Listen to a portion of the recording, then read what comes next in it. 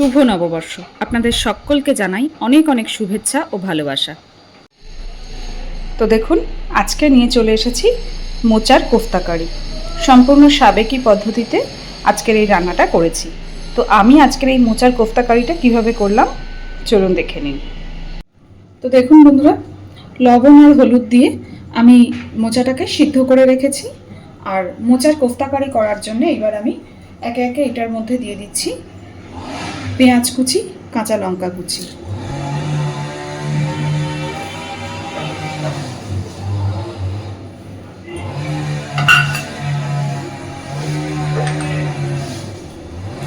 এবার দিচ্ছি লবণ, খুব সামান্য, কারণ আমি সিদ্ধ করার সময় লবণ দিয়েছি।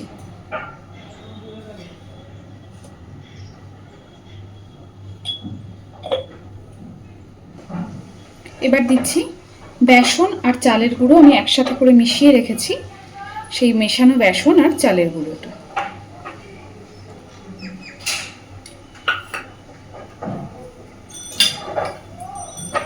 এইবার এর মধ্যে একটা ডিম ভেঙে দিয়ে দেব।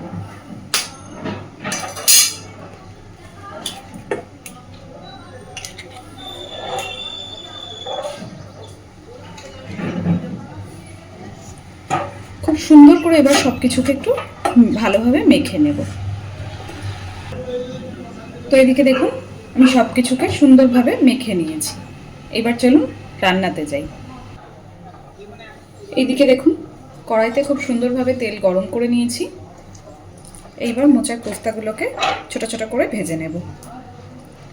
সাইজ বা শেপ এটা আপনারা আপনাদের পছন্দ মতন করে নেবেন।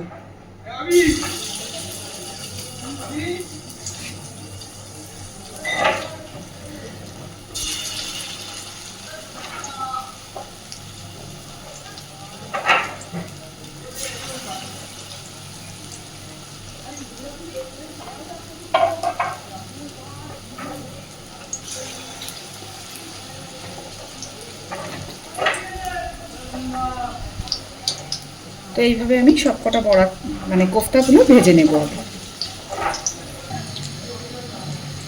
দেখুন, এক পিঠ সুন্দরভাবে ভাজা হয়ে গেছে। এবার উল্টে দেব।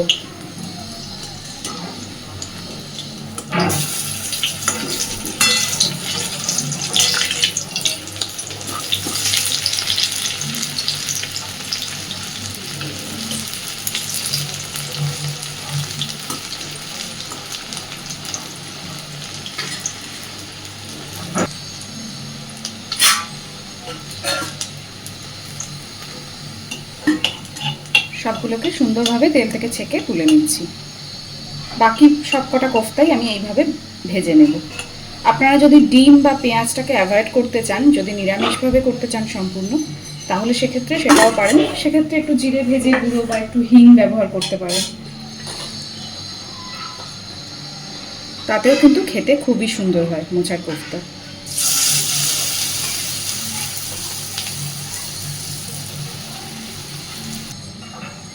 তো দেখুন, কোফতা তো সব ভেজে তুলে নিয়েছি। আর একটা কড়াইতে আমি সর্ষের তেল গরম করে নিয়েছি। এইবার ফোড়নে দিচ্ছি একটু আস্ত জিরে আর একটা শুকনো লঙ্কা। এবার দিয়ে দিচ্ছি ছোট করে কেটে রাখা আলু।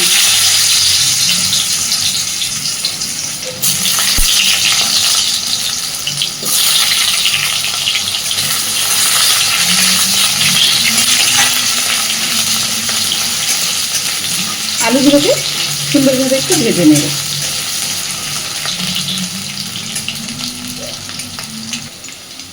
আলুগুলোর মধ্যে আমি দিয়ে দেবো লবণ।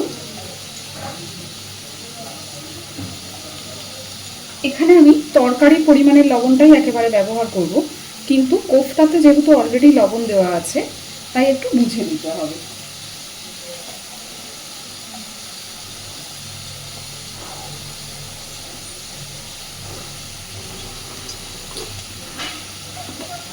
আর দিচ্ছি হলুদ গুঁড়ো। লবণ আর হলুদটা কিন্তু আমি একেবারে তরকারির পরিমাণ অনুযায়ী দিয়েছি।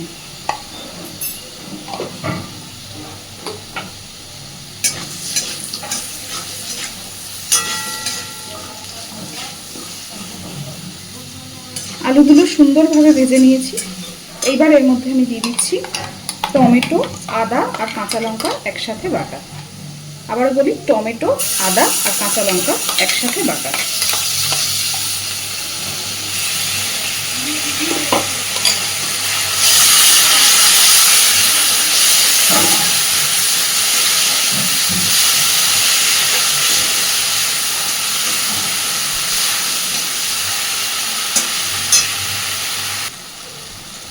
কালারের জন্য দেব একটু কাশ্মীরি লঙ্কার গুঁড়ো,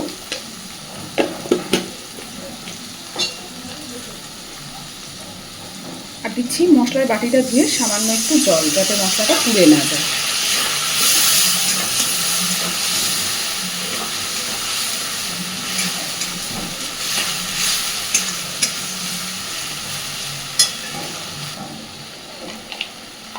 এই পর্যায়ে দিয়ে দিচ্ছি জিরের গুঁড়ো,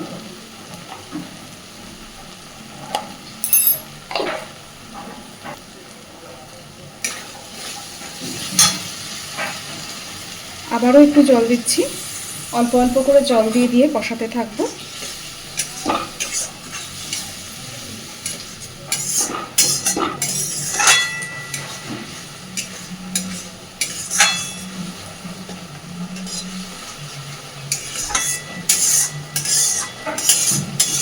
যতক্ষণ না মশলা পুরো কষে মশলা থেকে তেল ছাড়ছে ততক্ষণ পর্যন্ত কষতে থাকবো।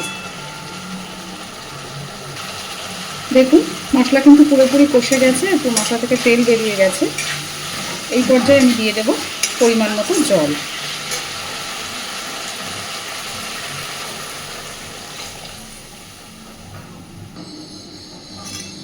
জলটা দিয়ে ভালোভাবে এবার এটাকে ফুটতে দেব।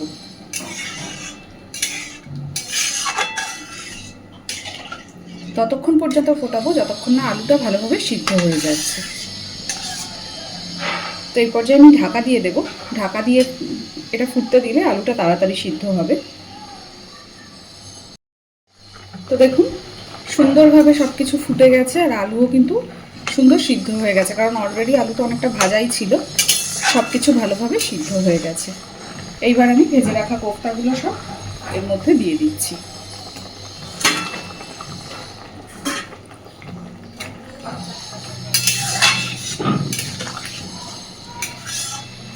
কোফতাগুলোকে দেওয়ার পরে আরও 3-4 মিনিট ভালোভাবে ফুটিয়ে নেব।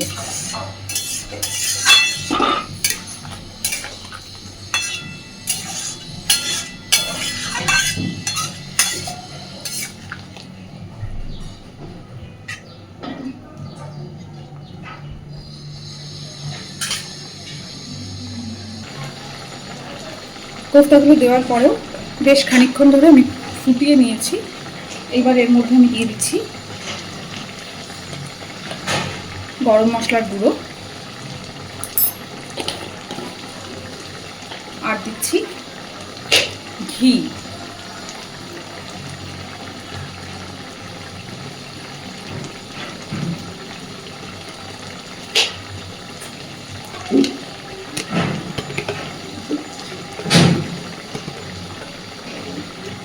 আরেকটু ঘি দেব। খুব ভালোভাবে সব কিছুকে মিশিয়ে দিয়ে এবার গ্যাসের ফ্লেমটাকে অফ করে দেব।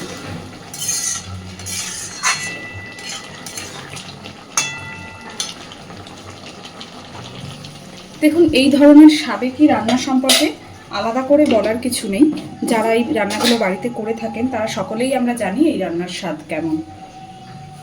হ্যাঁ, হয়তো এক একজনের রান্নার ধরন এক এক রকম। তো আজকের এই মোচার কোফতা কারির রেসিপিটা আপনাদের কেমন লেগেছে অবশ্যই আমাকে জানাবেন কমেন্টে, আর প্লিজ বাড়িতে এইভাবে ট্রাই করে দেখবেন। এই গ্রেভিটুকু থাক, তা না হলে ঠান্ডা হলে তো এটুকুও টেনে যাবে। আর প্লিজ আমার চ্যানেলটাকে লাইক, শেয়ার এবং সাবস্ক্রাইব করে আমার পাশে থাকবেন। ধন্যবাদ।